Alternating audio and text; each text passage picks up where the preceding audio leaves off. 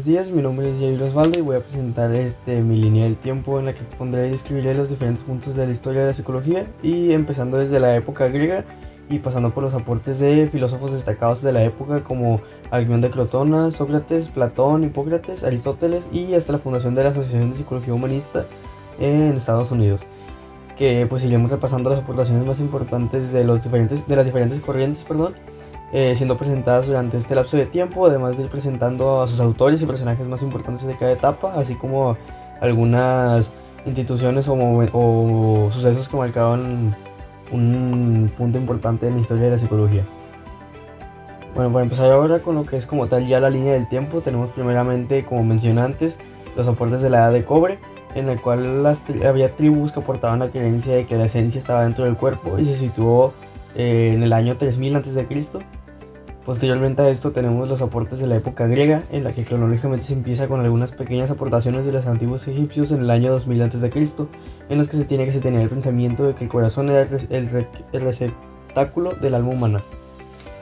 Ahora pasamos al año 500 a.C., donde Alcmeón de Crotona nos propone las disecciones animales, cerebro como órgano del entendimiento, percepción, pensamiento y memoria. Seguimos para el siglo 380 a.C., en el que surge en Atenas un sistema de pensamiento y cultura propicio para el desarrollo de una ciencia especializada, y tiempo antes de 470 a.C. a 399 a.C. Sócrates promovía la mayéutica y la búsqueda del conocimiento a nivel social. Ahora, poco después, para ser exactos, en el año 400 a.C., Hipócrates propondría los principios del temperamento, la cual básicamente dice que la manera de ser, sentir, pensar y comportarse estaba determinada biológicamente por la mezcla y el predominio de fluidos corporales.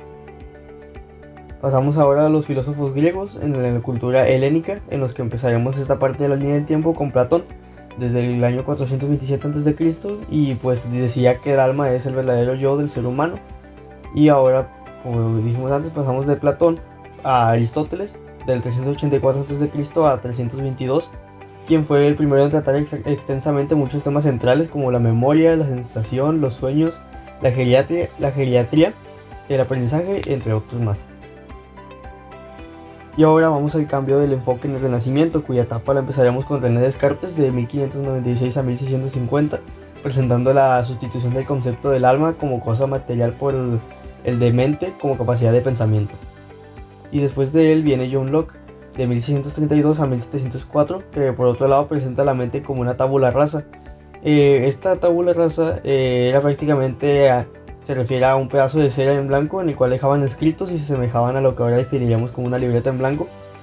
Y para cerrar esta parte de la línea del tiempo, tenemos que a la medicina moderna desde el 1700 después de Cristo, con el caso de Phineas Cage, cuyo cráneo fue atravesado con un pedazo de metal y es un ejemplo de la tendencia moderna a reconocer la localización de la mente en el cerebro. Avanzamos un poco más para llegar a Wilhelm Wundt, desde 1832 a 1920, y es sumamente importante de este personaje ya que dirigió el primer laboratorio de psicología y se fundó en 1881 la primera revista científica de psicología. Ahora pasamos con la corriente funcionalista y su fundador fue William James desde 1842 a 1910 y se enfocó principalmente en el funcionamiento de la mente, en la adaptación del individuo a su medio. Y por siguiente de él tenemos la escuela experimental estructuralista de Edward Titchener desde 1867 a 1927. Él fue un alumno de Wundt, fundador del primer laboratorio experimental de psicología, como ya habíamos comentado antes. Tenía como objeto de estudio las estructuras mentales básicas que conforman la experiencia consciente. El que sigue de él es James McIntyre, en su artículo Mental Test and Measurements. En 1890 introdujo el término de test mental, considerando un paso fundamental en la fundación de psicometría formal.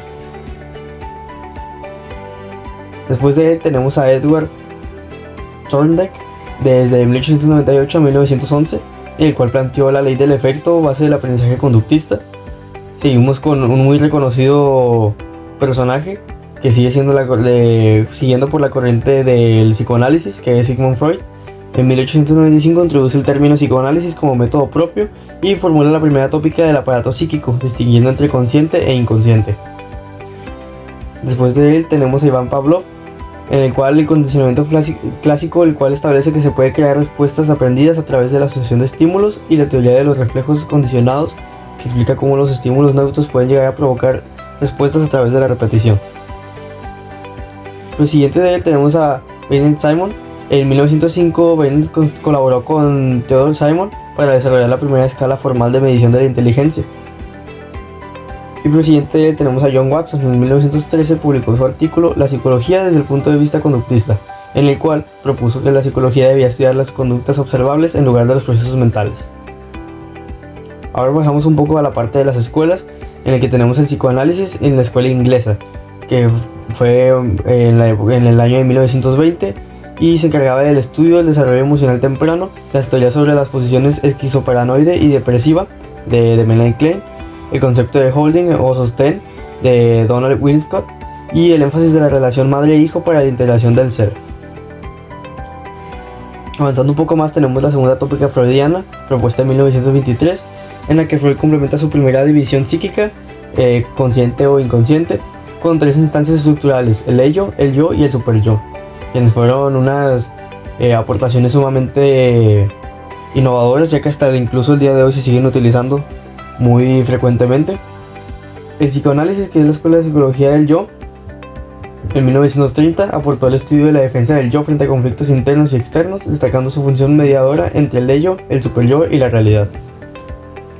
Pasamos ahora con los inicios del siglo XX, en el que Freud fundó la Asociación Internacional de Psicoanálisis, o la IPA, y pues pasamos ahora con el conductismo de 1913 a 1950, y empezamos primeramente con Skinner, quien de 1930 a 1950 desarrolló el condicionamiento operante, que explica cómo las consecuencias influyen en la probabilidad de una conducta que se repita, consolidando el conductismo radical. Asimismo, Edgar Einstein en 1944 fue una de las primeras pruebas psicológicas formales. Pasando ahora al humanismo de 1950 a 1960 tenemos primeramente a Carl Rogers. Entre 1940 y 1950 desarrolló la terapia centrada en el cliente, también llamada terapia no directiva. Maslow en 1943 publica el artículo A Theory of Human Motivation, donde introduce la pirámide de las necesidades humanas. Y en 1962 se funda la Asociación de Psicología Humanista en Estados Unidos, formalizando el movimiento. En 1970 Maslow publica Religions, Values and Peak Experience, donde explora las experiencias cumbres, momento de máxima plenitud. Y ya para terminar esta línea del tiempo tenemos a Rogelio Díaz Guerrero, de 1918 a 2004, en el que clasifica a los mexicanos en 8 tipos de personalidades en su libro La psicología del mexicano. Y finalmente tenemos la terapia de aceptación y compromiso, de 1986 a 1999, la cual consiste en un enfoque psicoterapéutico que, en lugar de intentar eliminar los pensamientos y sentimientos difíciles, enseña a los pacientes a aceptarlos y a comprometerse con acciones que estén alineadas con sus valores personales.